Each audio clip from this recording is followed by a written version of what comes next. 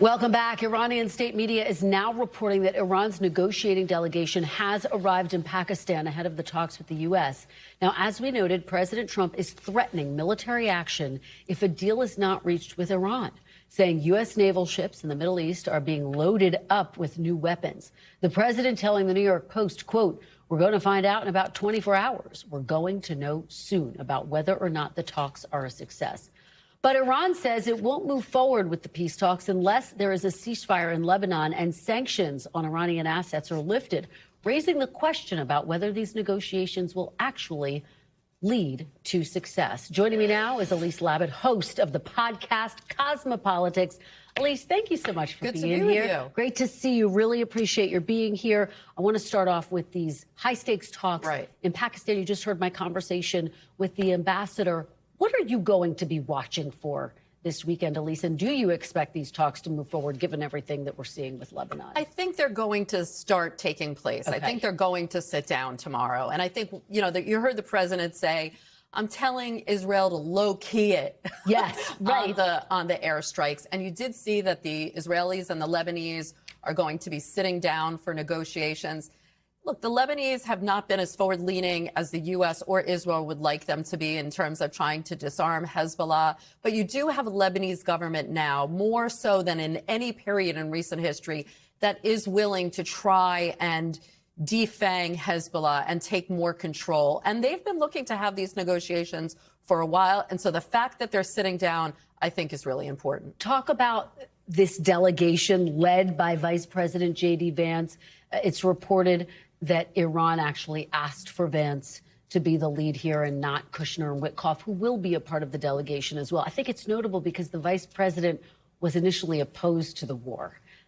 Once the president pressed the green light, he said, OK, I'm going to be on board with trying to carry it out effectively. What do you make of the makeup of this delegation? Well, I think Vice President Vance has said some really interesting things over the last few days about they don't speak English very well. They really didn't understand us. And then when the president said there was a 10-point plan of Iran's that was workable, the vice president said, well, that's not the bad plan that you're thinking about. I've seen some other plans. So, you know, there's a lot of kind of smoke and mirrors going on. I think the vice president seems pretty forward-leaning about a deal. But my understanding from talking to some of the Gulf allies that, you know, really want any deal with the Iranians to be ironclad in terms of their security, in terms of the Strait opening up, in terms of dealing with some of these threats by Iran. They're happy that Jared Kushner is at the table because they say Jared is not wedded to a deal. He understands the Gulf. Obviously, he's doing business with them, but he understands the Gulf. He understands their need. And he's not going to walk away with some, you know, less than, you know, some mediocre deal.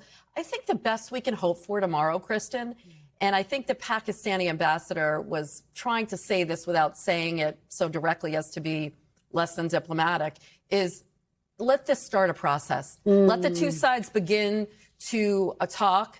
If there's a deal tomorrow, it's not going to be durable. You know, there's so many years of distrust. There's so many things to work out. If there's enough to keep going and both sides are still operating in good faith, I think they're thinking there that, you know, that's enough to have a process. And maybe that could curb down the tensions. I think that's such an important point, that people should lower their expectations. Yeah, that there's not going to be some a deal grand tomorrow. deal. That what there may be is a prolonged ceasefire, and that in and of itself. And the ambassador was kind of saying, look, this could be the beginning of a process, but both sides need to operate in good faith. And, oh, yeah, President Trump, please don't bomb the Iranians while we're talking like you did the last two times.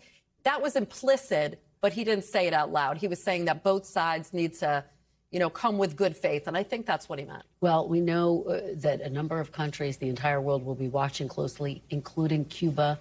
You have done extensive reporting on Cuba, on that region. I was just there interviewing the president of Cuba. I appreciate your being here to help break it down a little bit. I want to play a little bit of my interview. Elise, this is when I asked the president to respond to President Trump's threats that Cuba could be next. Take a look at what he has to say.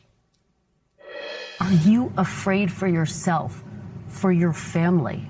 Or are you prepared to, as you say, make the ultimate sacrifice if you are attacked? I have no fear. I am willing to give my life for the revolution. Of course, I wouldn't like that to be the attitude of the U.S. government. I think the American people is a sensitive people. And they wouldn't allow, or they wouldn't see with good eyes that their government, the country would invade a very small island that does not pose any concern in terms of national security for the United States. I'm willing to give my life. Defiance, Elise. He said he thinks a deal is possible with the Trump administration, but would not commit to any concessions, including that he would step down. What do you Right, make he's willing to give his life, but he's not willing to step down. And you interviewed the deputy foreign minister a few weeks ago.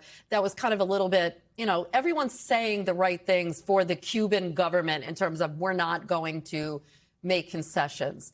If it's kind of like Venezuela or even Iran, if you can keep the system in place and get rid of the figurehead at the top, the figurehead is just a figurehead. And so it may be that the Cubans are willing to sacrifice the president, and maybe that's not why the Cuban president is willing to, you know, be forward-leaning on a deal, because he knows he could be the one. But listen, they gave this interview to you for a reason. The foreign minister spoke to you for a reason. And there are talks going on. I think what's really important right now is that they are worried. You heard President Trump just say the other day, oh, the U.S. military is ready to move on from Iran and go to its next conquest. They are worried that it's Cuba. Is President Trump thinking? We don't know that he says he thinks it's going well. Is it not going well in Iran? Does he want to turn the page? That's what the Cubans are afraid of. Well, they're afraid, and they're watching so closely to see what might happen next. Just the beginning. It really is. Elise Labott, thank you so much. Great to have you. Really appreciate all of your great analysis. We thank you for watching. And remember, stay updated on breaking news and top stories on the NBC News app or watch live on our YouTube channel.